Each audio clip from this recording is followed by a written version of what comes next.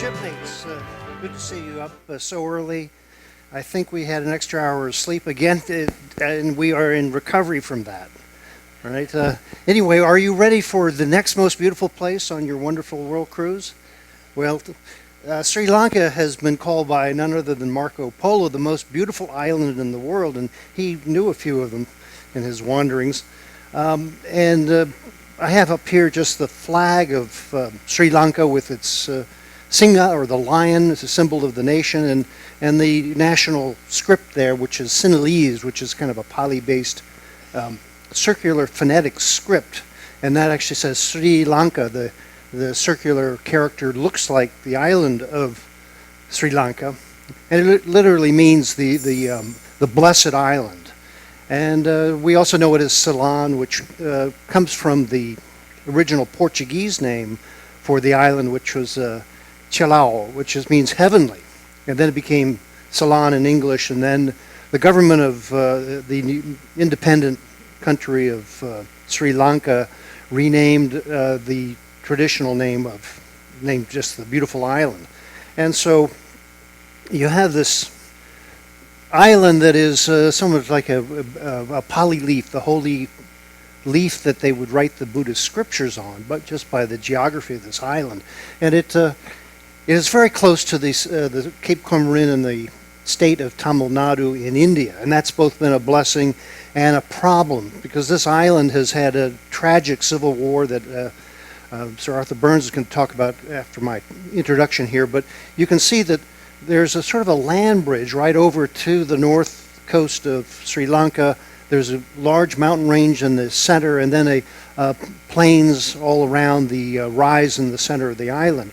And this has made it a very lush place, tropical of course, but it also had excellent water resources and a very ancient irrigation system that meant that this island was very prosperous for the population going back into prehistory. There was original people called the Veda Aboriginals, of which there's still some of them, but most of the Sinhalese came from the North India and came into the island in the 5th century BC, and then they have had their own island and culture since, and then subsequently they've had a lot of other Indians from Tamil Nadu come into the island. And of course it is close to the point where you can almost walk there on what's called Adam's Bridge, or the Ramaseta in Hindi.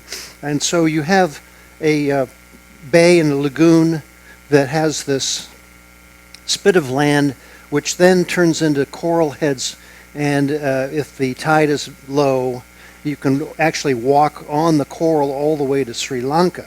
Now this is sort of a mythical place in history. It was called Adam's Bridge by the Arabic traders who came trading to this island back in previous centuries, and they considered this was where Adam, as in Adam and Eve, took a long journey, and he ended up retiring to Sri Lanka and walked over the bridge and then went up into the mountains and stood on one foot for 100 years and left an impression on the top mountain of Sri Lanka, true or not. But that's why it's called Adam's Bridge. You can see it just from satellite. It's a very unusual, let's say, a spit of land that connects.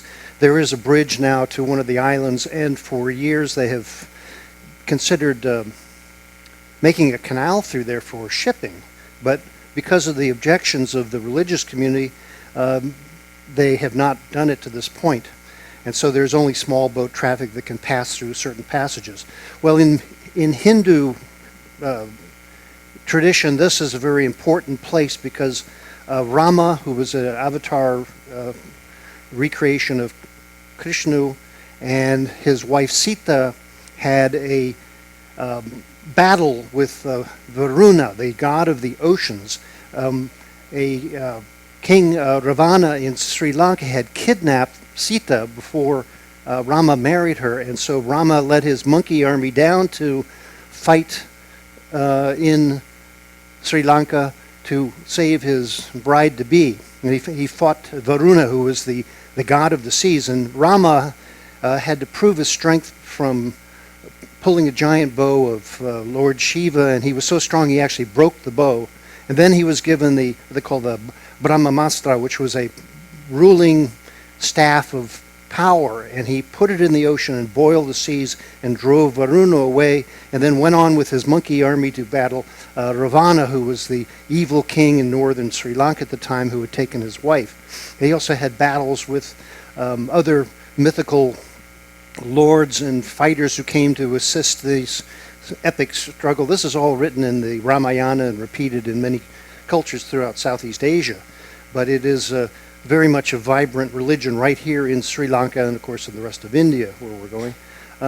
So that Lord Murugan is one of the warrior gods that helped Rama invade Sri Lanka to go rescue his wife, and then they consummated their marriage and had a coronation as King Rama. You can see Sita next to him. Sita had to prove she was still pure by walking over a bed of fire, which she did.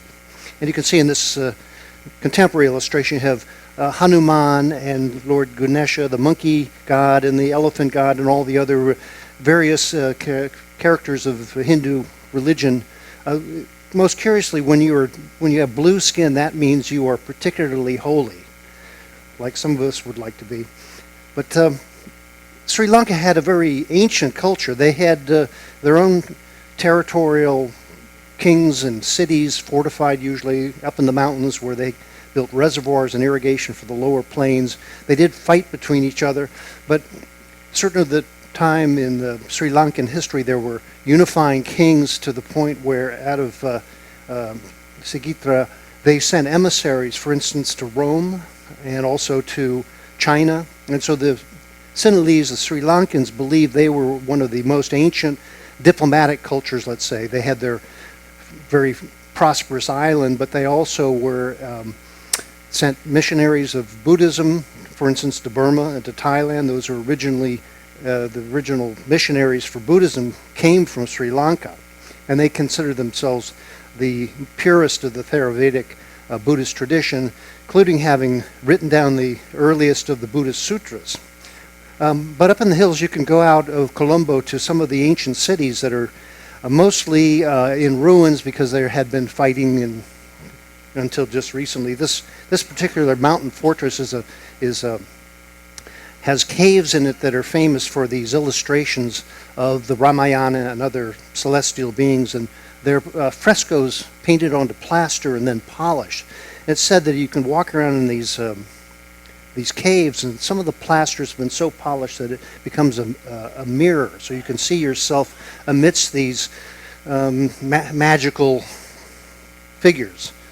And further other places, there are other cities that are now in ruins, Vunkana and others that have the original ancient Buddhist statues, the remains of palaces that have mostly tumbled over time.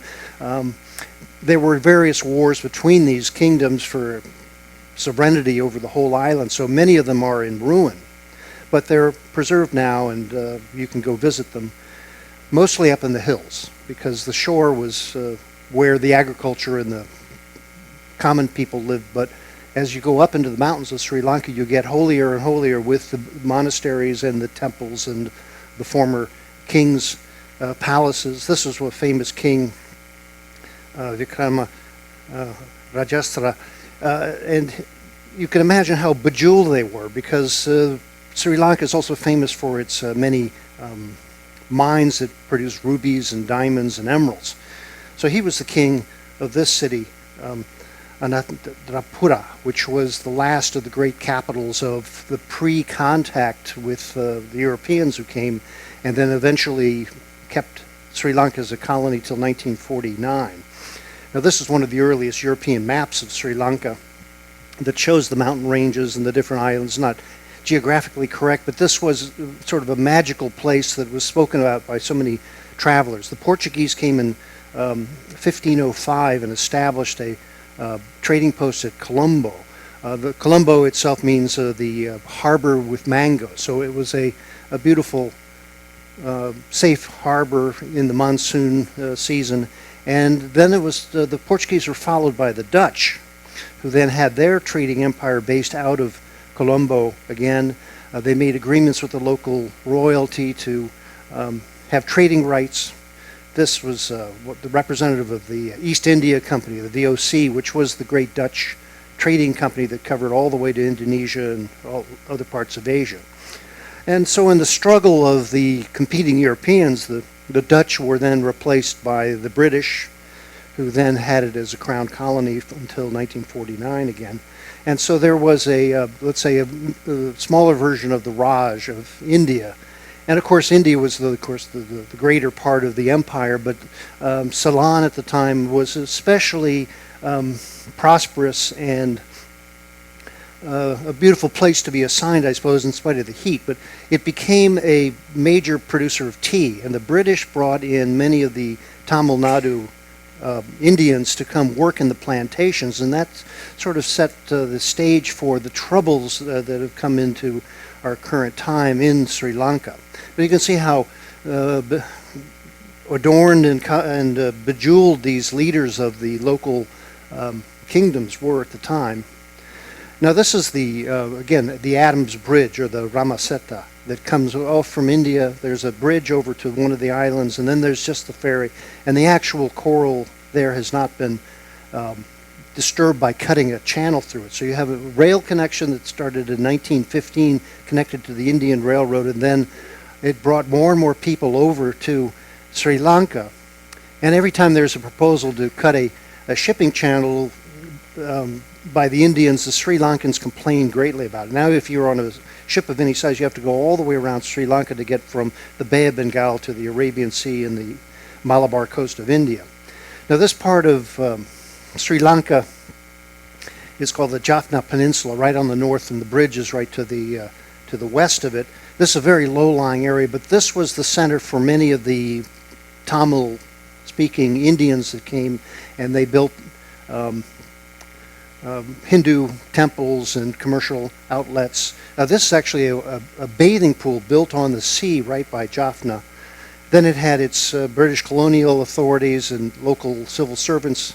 So there's a lot of the colonial era architecture which is still being used and is preserved. There's even some Dutch trading houses that are still left in Jaffna.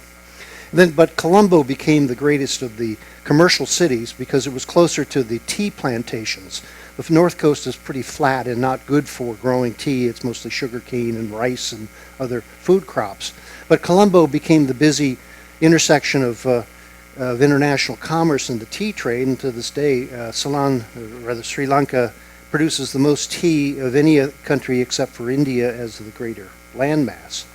But you can see some of these buildings are still remaining in Colombo. I first went to Colombo in 1975 when it was a very low city and very quiet. It had its bustling port, but it had been made independent and then subsequently became, I would say, a conflicted state because the Sinhalese Buddhists, who are about 80% of the population, have a very uncomfortable relationship with the Hindu Tamil-speaking people who live on the east and the north coast. Nonetheless, it's unified under this national symbol, which is the lion of authority, and then the Buddhist wheel of the Dharma, of the cycle of change, and other symbols for the nation. But you can see that the purple are the Sinhalese and the Buddhists, and the Tamil Hindus are the yellow in this illustration, with a few mixing areas and a few other people. They have about 5% of people are actually of mixed ancestry, either European, Malay, some Chinese, and so in the cities there's often a sort of a cosmopolitan mix, but as soon as you get out in the countryside it's usually very distinctly one ethnic and religious group or another. Another problem that has caused the Civil War is the burgeoning population, which is just keeps going up and up. Now, this is an old chart. The current population is over 21 million. Of course, the island's not getting any larger, so that there's a lot of conflict over the land and the resources there. And people have been moving up into the mountains. Back in ancient times, the hills were considered so dangerous because they're full of wild elephants and tigers and leopards and wild boars, but deforestation has crept up to the mountain slopes. There are now national parks, but that competition just for land and for resources led to the Civil War, primarily because the Sinhalese resent the Tamil Hindus being on their island. But of course, those Tamil people have been there for some of them centuries, so they had couldn't make a compromise. When the country became independent of the British Empire, then the battles really began, because some of the hardline Sinhalese tried to disenfranchise the Tamils, and they came to conflict, and therefore the Sri Lankan military has become a major force in the country, not unlike what happened to Burma, in the sense that the military has its own purvey over the land, and particularly because the Tamil Tigers, who were the guerrilla fighters, would attack the military, and the military would respond with bombings and terrible massacres. They estimate tens of thousands were killed and missing in action, especially up along the coast to Jaffna. And even today, the Sri Lankan Army, Navy, Air Force are still a very potent force for the size of the country. But they had their last battles just not too long ago, 2009. This was in 1983, called Black July, when the Tamil Tigers refused to surrender. There was insurrections even in Colombo, and thousands were killed in the streets. The last attack in 2009 bombed a Buddhist temple near Colombo.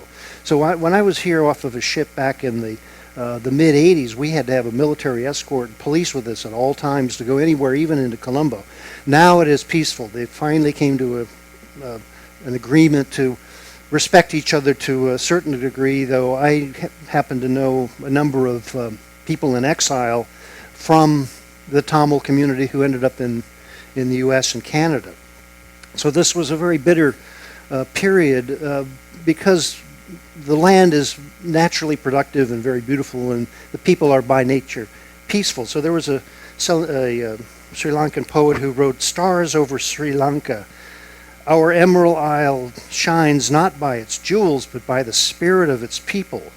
A land lush in natural gifts, it needs its humans in harmony with each other and with nature. But when streams run muddy from deforestation and beaches are fouled with sewage, much is awry.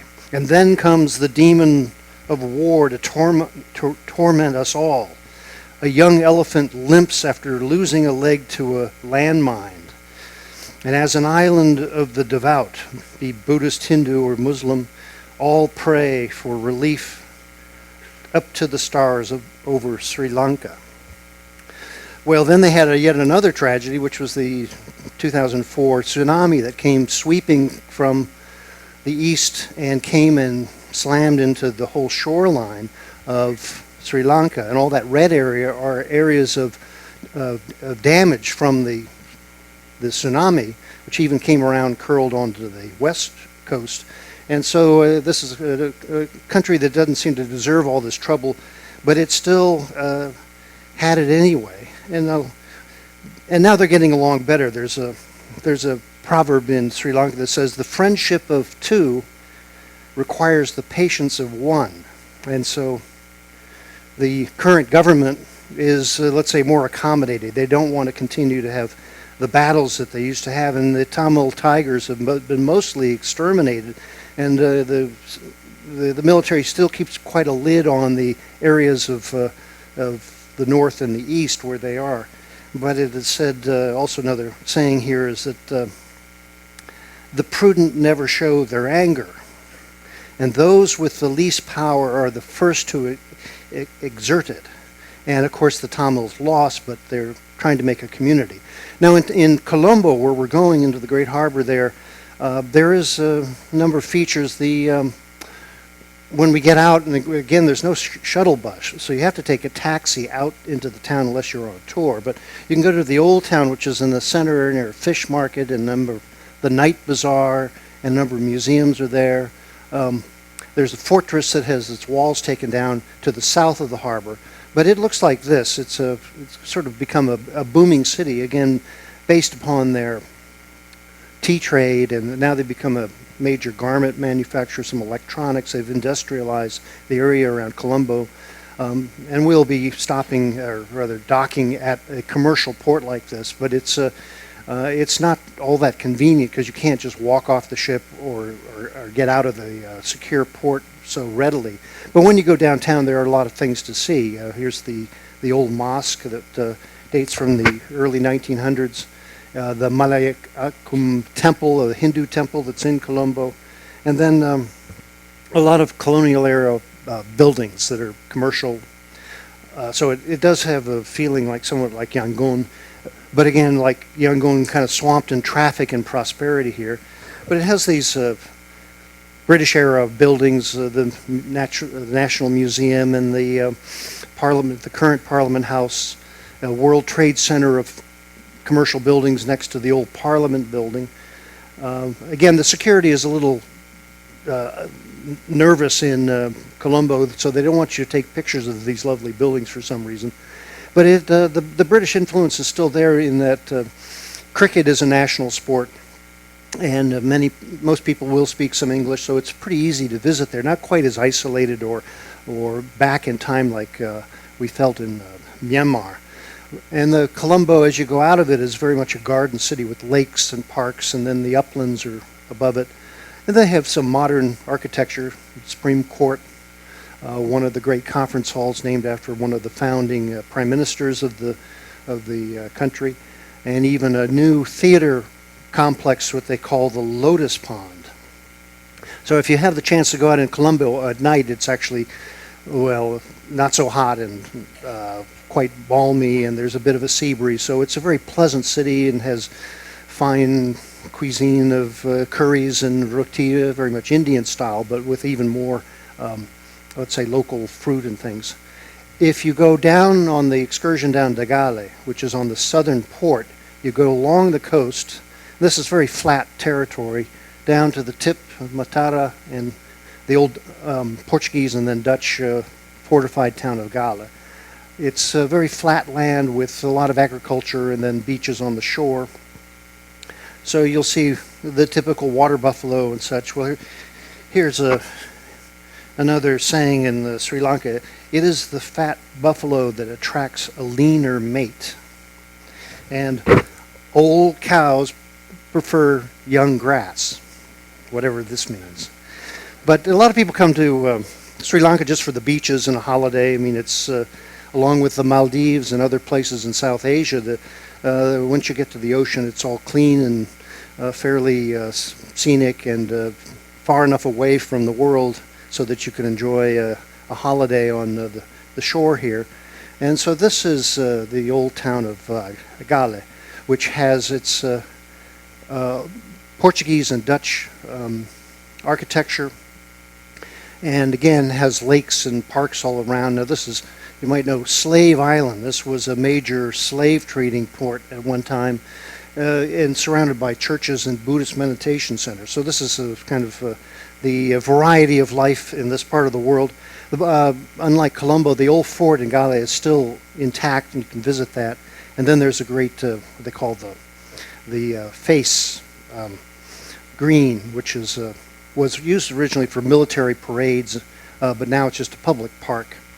And so this town of Gale is quieter and sort of a quite in contrast to Colombo, which is sort of a big commercial city. Here's one of the meditation centers and the temple in Gale. So the south coast is very maritime, and so you see sailboats going out, and the southern coast of Sri Lanka faces, of course, the expanse of the Indian Ocean, and they have these very unusual fishermen who go out and they've set up poles and they'll sit and fish while sitting on this little perch over the ocean in the surf. So this is one of the scenic wonders of Sri Lanka, is how much patience do you have to sit there all day? Well, many a deer hunter does the same thing in a tree, I suppose, but the sea there is very lush with marine life, and they harvest some of it. And recently they found there's one of the largest breeding grounds of sperm whales is just off this coast.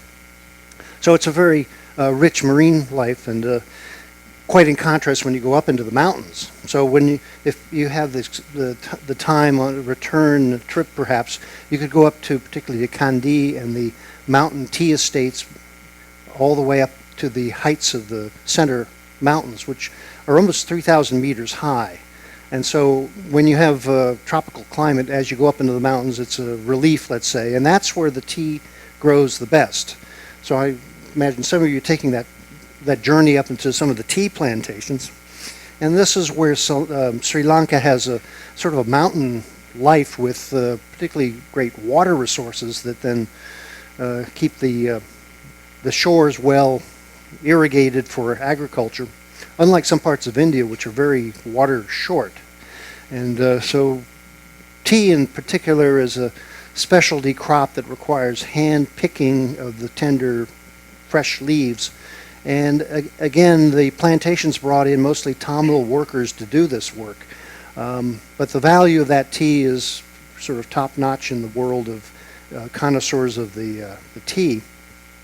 And there are also these beautiful plantation houses and now resorts up into the mountains where people will go in the heat of the summer to go up into the mountains to stay. And here's a classical theater in the Sri Lankan way, which was outdoor, where speakers would recite the Ramayana or else Buddhist texts, and so it sort of looks like a Greek amphitheater in that way, but it's a little greener. So these mountains, though, are rich with not just the water, but underground they have a great deal of mineral resources, particularly rubies and emeralds, some diamonds, and so one of the industries of Sri Lanka is hand mining by all these people who go up and they'll pan in the streams, and then they'll produce the fabled riches of the East. Many of them came right out of these mountains. And it's a beautiful place up there. You have a lot of lakes and reservoirs and now preserves and natural national parks, so that the population is kept at bay from the last of the rainforests and some of the wildlife up here. But right up on the very top of the central mountains is the small town of Kandy, which is famous as one of the sites of the original Buddhist conferences back in the 4th century AD, where something like the Nicene Conference for Christianity, the Buddhists gathered together and they began to actually write down the sutras and the texts of Buddhism. Previously they had to remember them by rote oral tradition, but they realized that if they were going to spread Buddhism around the world, they would need to write things down and translate it and then propagate the faith that way. But the centerpiece in Kandy is what's called the Temple of the Tooth, which is not a very auspicious building, but right there in that golden pavilion, under that is said to be in a golden casket is a tooth of the Buddha that was picked out of his funeral pyre and his cremation. So this is considered one of the holiest places in all Buddhism, and a place of pilgrimage for people who come, and monks come there and feel honored to be in that holy place. Again, Buddhism is the pervasive religion in Sri Lanka, other than the Hindus and a few Muslims here and there, Christians here and there. But you'll see, again, more Buddhas either meditation or taking their afternoon nap, and many Buddhist monks, again. Now, in contrast to Burma, where they wear a maroon robe, in Burma it's always a orange robe. And some of the differences is that they are allowed to have more food in the day. I mean, the strictures on Burmese monks were more difficult than they enforce it in Sri Lanka.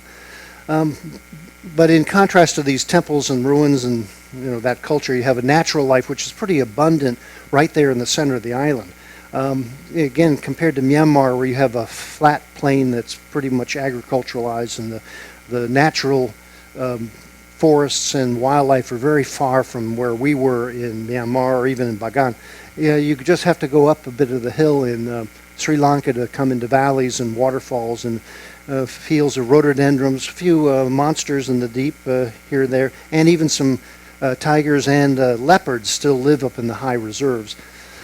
But the most significant and iconic of the wildlife, or they still have wild elephants up into the highlands, and some preserves were just they have no poaching or no hunting. Of course, these are the Asian elephants, which are quite a bit smaller than African elephants, and they don't grow big tusks either for the ivory trade. But this is let's say you'll see them around on the beaches, you'll see them in the parks, you'll see them all over the country as a sort of the national pet. And here is the Prime Minister presenting a young elephant to President Ronald Reagan. I don't know whether he took it home as a political symbol, but when they have festivals and parades, they dress up the elephants quite fantastically, and nowadays they even had electric lights all over them, which I can't believe that the elephants really like to be turned into a psychedelic show. But that's what happens when they have these festivals in Sri Lanka. The elephants lead the parade, and they're also in a marriage, the couple will ride on an elephant to the ceremony. So this is where elephants do earn their keep. And Sri Lanka is pretty famous for having very animated festivals. This is a festival of the light. I should note that the swastika is actually an ancient Buddhist symbol for a holy place. And so you even see on local signage and maps, that's a sign of a temple or a holy site. And between the Buddhists and the local Sinhalese and also the Tamil, you have a kind of an annual cycle of festivals and celebrations, which are often done in parades and dancing on the street. I don't know if we're going to have a local show, but I always remember the juggling and the drumming and the dancing that was performed when I've been there before. Maybe we'll get a chance to have a bit more of it. This is a Hindu festival where they, in the honor of Lord Madrugan, reenact some scenes from the battles with Varuna and Rama and Ravuna, and so the sadhus, or the holy men, will pierce their skin and be pulled along. Amazingly, they don't seem to get hurt. They will, sort of like the sun dance of the Sioux people of North America, they seem to be immune to pain and even wounding by this action, which is all in kind of a religious frenzy, the bhakti, they call it in Hindi, for the devotional ecstasy, literally. And so the Sinhalese and the Tamil people are pretty animated, and this is where the word serendipity, which was an Arabic word that meant spontaneous discovery and sort of excitement. You can see it in particularly the eyes of that woman, who for some reason is kept in a basket for the surprise. I don't know if she was a gift or something, but you end up with a very animated musical culture, even more so than we saw with our local show in Yangon. And so a lot of it may be pre-Hindi and pre-Buddhist, that they have ancient animist tradition which is expressed in dance and masks and a kind of a prehistoric sort of animistic belief, which was certainly there before and then survives the, let's say, more peaceful religion, especially of Buddhism. So as these monks are looking out on the sea, I'll give you a couple of other local sayings, which is, do not stand by the water and hope for fish. Go home and weave a net. And learning is a treasure that no thief can steal. And he who carves a Buddha never truly worships Buddha. Too busy making, I guess.